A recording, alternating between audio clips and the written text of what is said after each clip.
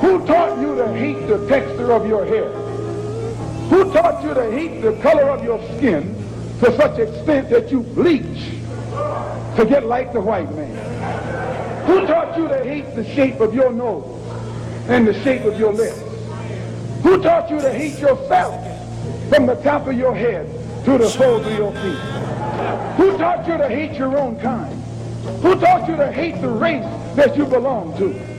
Don't let anybody make you think that God chose America as his divine messianic force to be a sort of policeman of the whole world.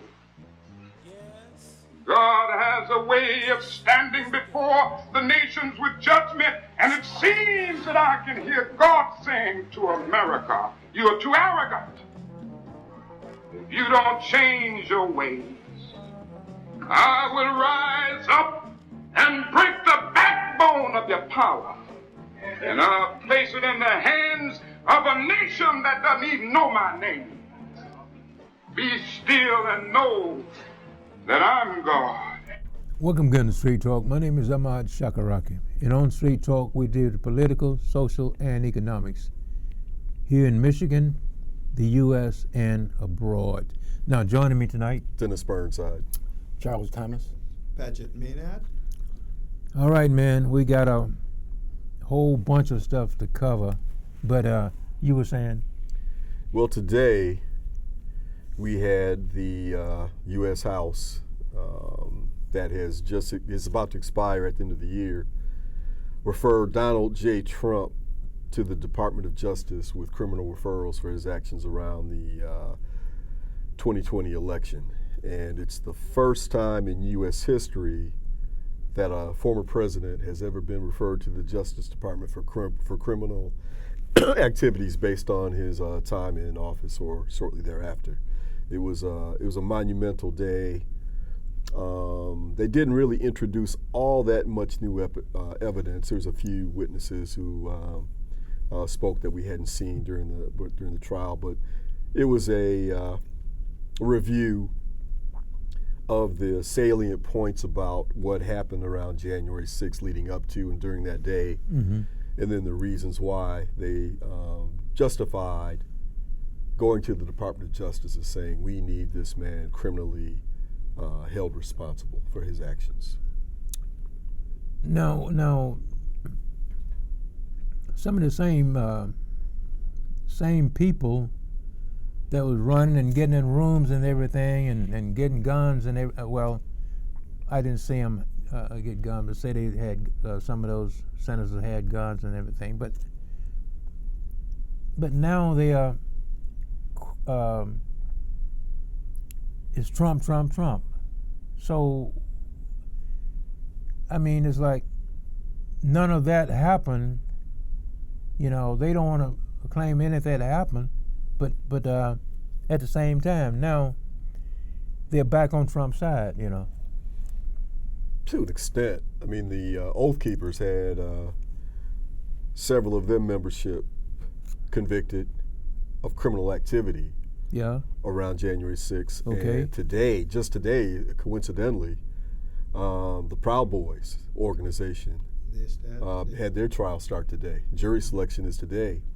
And they're also looking at criminal activities of the Proud Boys. And one of the things they had pointed out in the preliminary information is that these guys brought guns to Washington, D.C., had them set up in hotel rooms across the river stage so that their quick reaction strike force could come to the rescue if they needed the heavy weaponry. We already know that many of the Oath Keepers and Proud Boys came to the January 6th insurrection attempt fully armed. And it's the reason why Twitler said that he didn't want them to have the magnetometers up there where he was giving his speech because he frankly said, I mean, the man always tells on himself. He said, they're not going to hurt me. They're not here for me. Right. So the conspiracy has been well established, outlined. We pretty much know who was involved. There are 4 members of Congress who were also at risk in this criminal referral who failed to appear as they were subpoena to do so, and then you look behind the actions that justified the subpoena, these people are in deep trouble. Yeah, but what's that guy in Florida? That was stalling during the count. I mean, all those guys were involved, as far as I'm concerned. I mean, it was an attempt to overthrow democracy. Yeah.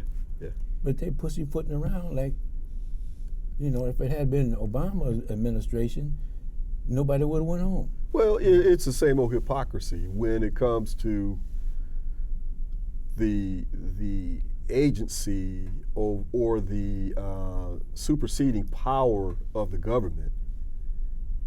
As long as it's held, and I'm not saying this is universal, I'm saying in the minds of people like that, as long as that power is held in the hands of white Christian males with women that will bolster that viewpoint, they're fine with the Constitution. Yeah. They're fine with the Bill of Rights. Mm-hmm. They're fine with the Declaration of Independence. That's they'll sleep on a red, white, and blue sheets and sing the Star Spangled Banner till they fall asleep. Yeah. But anytime that hegemony is threatened by people of color, by women, any other minority group, then they're not so for the Constitution. Yeah. And they've proven it over and over again. 160 years ago, we had the Civil War. Those same people, Christians, white conservative Christians, predominantly Southern, although it's metastasized all over the country now. But that same ideology, very conservative, very right-wing Christian, very racist. Plantation owners. Well, concentration camp owners. That same ID has gone down through the years from the Confederates to the Dixiecrats during Jim Crow, to the new Republicans under Reagan, until the modern iteration we had today. They don't care about your rights if you're black, if you're brown, if you're a woman. They don't care about immigration tradition in the United States, bring your huddled masses, if you're coming from the South and you're brown skin. So those people can do things that you and I would say is hypocritical on its face. But when you actually look at what they're all about, they're consistent. They believe in all those things, but for white folks only. And that's where we're coming from. That's my drinking fountain. That's my White House. I want my president there. This Biden, this Hillary Clinton, this Obama, who's born in Kenya, they're not legitimate. It's got to be my kind of person. Then we believe in all those things that we supposedly hold sacrosanct. And that's what they mean by keep America great. Absolutely. And Reagan did the same thing. Reagan used that very same term, keep America great again. And you can go on down through Jim Crow, where everything was supposed to be separate but equal, black and white schools, black and white drinking fountains, et cetera, et cetera, et cetera. They always had the same attitude. It's no different today. And Great Britain is crying the same thing. Well, if you're talking about the monarchy, but again, the monarchy, what legitimacy do they hold? And if you believe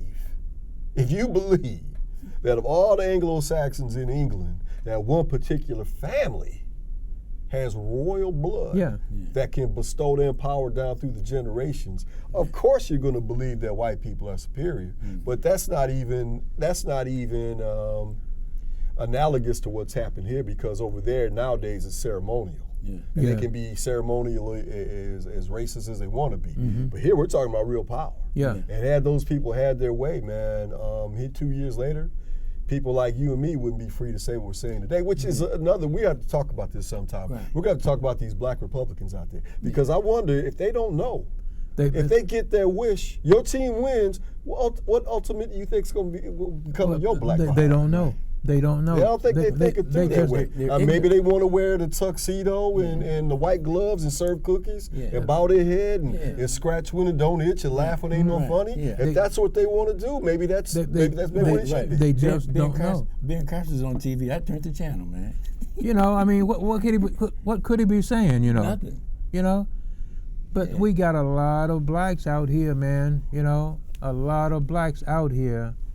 And that's the attitude they have, I'd like to do a segment too on, the black preachers in our community, they don't understand that they teaching white supremacy when they teach us to worship the image of a white man. Well, That pisses me off. I don't think many of them. I don't think that many black pastors know the history of what they're teaching, both from a contemporary perspective and from an antiquity perspective. Right. They believe what they've been taught, and Yeah. they're taught what they Yeah. believe. Right, Yeah. and they're afraid to cross that line. Yeah. And I don't know if it's afraid to cross the line or not, Chuck. I think they really do believe. Yeah, I know, do but too. They still, if something happened in Africa, and in your sermon you don't even mention the fact that that was your ancestor. Well, but see, They don't know. but see, they got this. They got When this. the man tell you that he's an Ethiopian, But They don't know. but they got this view, man. They got this.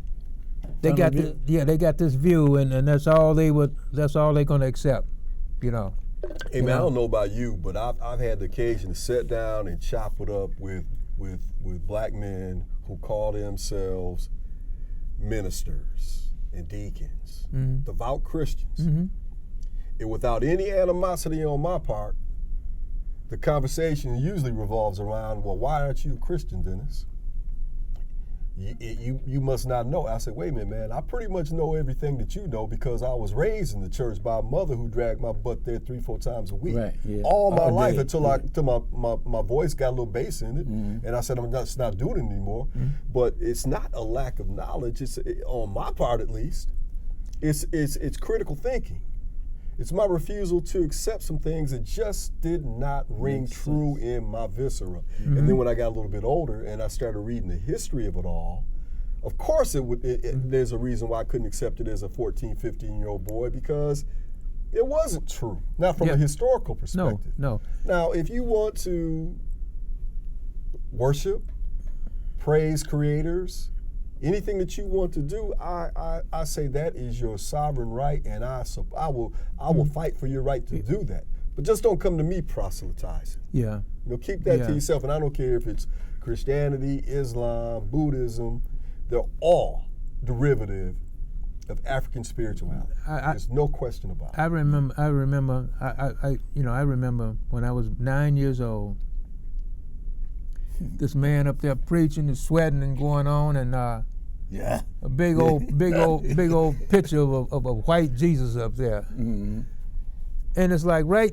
I mean, I always think about that then. I was only 9 years old, but it's like, I said to myself, something ain't right. Yeah, something ain't right, but I couldn't figure it out then, Right. And at that time, I would submit that every white male of that age that you saw in your society at that particular time was, if not actively suppressing your rights, was in favor of your rights being suppressed, because that's just the order of things. That's the way it should be. And it's like in history, we didn't pack to come over here. Like other people coming from Italy, they had their suitcases and they come, they got third class and first class price. Yeah. But we were stolen and brought over here by Christians. Yeah. Well, you want to get deeper. And this is something I just learned recently within the last 3-4 months, doing some deep reading. When the Songhai Empire collapsed in the late 15th century, around the time Columbus was first beginning his voyages to the so-called New World with the help of African sailors. At that very moment when the Songhai dynasty collapsed after being a world power for 600 years, we're talking West Africa. We're talking what today would be Mali, Ghana, Nigeria, the area where most of the enslaved Africans came from. The reason why it was so easy to enslave our ancestors from West Africa wasn't because they were backwards. It wasn't because they were selling each other out and telling on each other. It's because the central government collapsed. And when the central government collapsed, there was a power vacuum. And what replaced it? You had the powers that had brought into northern Africa in the 8th century AD, Islam, what today would be Morocco, what today would be Libya, from that area of the world, and the Queen of England saying, you know what? We got to get in on the slave trade thing that Portugal and Spain are doing. That's been sanctioned. No, the Arabs was 800 years before that. Yeah. I'm just saying in this modern iteration, the ones that brought our ancestors here, beginning in the 15th century, they said, well, there's nobody to stop us. And you've got these northern Africans who are starting to aggregate power. Mm-hmm. But why don't we go in there and compete with the Spaniards and the Portuguese who have been given permission by the Pope to go in there and take these people out? Yeah. And there was nobody to protect our ancestors. And the Queen of England, whose ancestor died a couple of months ago to the tears of black folks, I don't understand how. Mm-hmm. And the Islamic people of Northern Africa who were invaders and enslavers themselves, to your point, they sold us out. Yeah. But you don't have very many people who forget knowing that. They're not even curious enough to look into that. How did that happen? Right. How did it happen that we, after thousands of years of independence, of building very complex and communities, societies and cultures. Mm-hmm. How do we collapse like that to the point that our children could be taken away and put in boats to the Americas? Well, that's part of the reason why. Yeah, and nobody came to look for us. They couldn't. They had no power. Right. No. Their power had ended. Yeah. So you were saying, Patrick. You were saying you was talking about the Biden thing. You know, we see his percentage done raised a little bit of all the things that he's gotten done. What's happening, man? His approval rating is increasing against the concerted efforts of a lot of people to portray him as bumbling, sleepy, incompetent, old, can't ride a bike. All right. Now, the day he fell off his bike, it was at the end of a bike ride, and he was like a lot of people, couldn't get his feet out of the pedals, clamps. Straps. Yeah, that keep your foot in, and he fell. 79-year-old man at that time. That same day, Donald Trump couldn't walk his big beefy butt from the clubhouse door to the golf cart, to the first tee without getting in the golf cart to carry his obese behind over there. And they're talking about Biden's health. And Biden has been probably the most effective president, first 2 years of his first term president since FDR. Yeah. Mm-hmm. He's passed myriad bills and has had a strong impact on everything from economy to access to education to keeping NATO intact. But for Biden, let's say Twitler won the election in 2020. Oh, man. Ukraine would be gone. Yeah. They would be part and parcel of Russia again. Mm-hmm. And we would be talking about some other European nation in the sights of Russia. But because of Biden's ability to hold together NATO and come up with a strong alliance to resist what Putin has done, Putin's on the verge of seeing his own economy collapse. I was just reading an article yesterday about this Russian army, the Red Army that's supposed to be so fearless and fearful. They're bringing people in there, man, and they capture these guys and they say, look, man, I've hardly had anything to eat since I left, since I was brought into the military. They sent me out here with no guns, no ammunition, no maps. Yeah. Some of them had maps from World War II. It's an absolute joke what they've done over there. And the reason why is the military is hollowed out because there was so much corruption under Putin that the money designated to go to the military and to keep it maintained and built up was funneled into the pockets of his cronies. And you can damn sure bet you Trump looked at that and said, now that's how you run a government. Yeah. What are you saying, Patrick? Don't laugh, Patrick. What are you saying, Patrick? Well, in terms of what's going on there with Russia, not only is the economy going down, but Putin's own people are openly talking against him now. Their own media.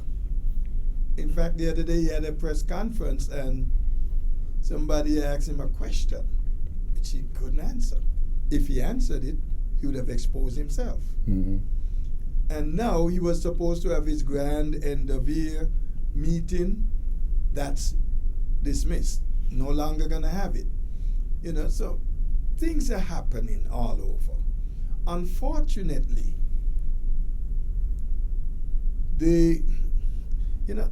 I have some problem with some of the way they do things.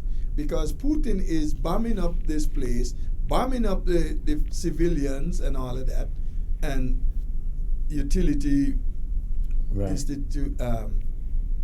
Yet they're saying this is war crime. And Ukraine now must sit back and not do that. Why can't they? If you're doing all of this to my people and everything, it's winter time. They must be in the cold, no food and all this kind of thing. Bomb him back. They are. It's millions over there, a million over there, in the cold, no food, and most of the places, I don't say most of the places, but a lot of the places, man, been bombed out. Yeah. Right, yeah. You know. And you know what? The thing that bothers me is You know what's we're gonna going to use happen? our tax money to rebuild it. Yeah. You know what's gonna happen when it's all over? Yeah. Your tax dollar. Me, and the rest of us here. Yeah. Our tax Oh yeah. is going to rebuild what Russia destroyed. Well, let me make a counter argument as to why that's a good investment of my tax dollars. Okay. Putin, let's say, for example, Putin goes into Ukraine and meets no resistance. There's no NATO because Trump's in office. Mm-hmm. So NATO falls apart. Mm-hmm. And we've got Ukraine, and then Poland, and then the Czech Republic. All these Eastern European nations that are either independent or used to be part of the USSR, they fall. They fall under the Russian flag. Well, and then, let me finish. And then we start to see an impact on the economy of Europe. And then we start to see more friction and fights in Europe. Then I've got to see my tax dollars go to increasing individual support to France, to England, to Switzerland, to Sweden, on down the line, to keep this Russian bear at bay. And if I don't do that, what's to say the next time a missile hit, it doesn't hit on my backyard because I got a president in office, Trump, who doesn't have a problem with what Russia does. So my opinion is, it's pennies on the dollar, us sending money over there now as part of NATO, as opposed to letting NATO collapse and this guy do what he does all around the world. Well, I agree with you. I'm not saying don't help them. I'm just saying so that we could know. We are going to have to pay for all that Russia did there. Yeah. However, Russia right now is sitting cool. Nothing is being destroyed there. Oh, wait, yes. At the moment. Russia has been getting hit. I don't know if you missed the news, man, but they've been getting hit. Yeah, they're losing. Drones. They're losing a lot. They're losing oil installations, yeah. military bases. Yeah. They're losing in Russia. Yeah. Okay, well, I didn't hear about that part. Yeah, man. Yeah. I hear And they've been everything losing. else, it would appear except that. And my contention is, why is it they are allowed to do this and nothing happens? And about NATO, yes, your boy Donald Trump wanted to disband NATO. Of course he did, because he's a Why Russian do you plant. think he wanted to do that? Because he's Putin a told him puppet to. of Putin. Yeah. Who told him And to? therefore, Who told him to? Yeah. oh yeah, He's a good boy. in order for him to He's obedient. You're talking about, let me just drop in this with all those documents.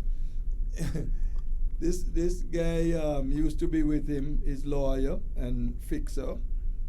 He's saying Trump took those documents, and one, he believed Trump is gonna try to give them to people like Iran, Russia, Saudi Arabia Yeah. Yeah. and Korea. Mhm. Right.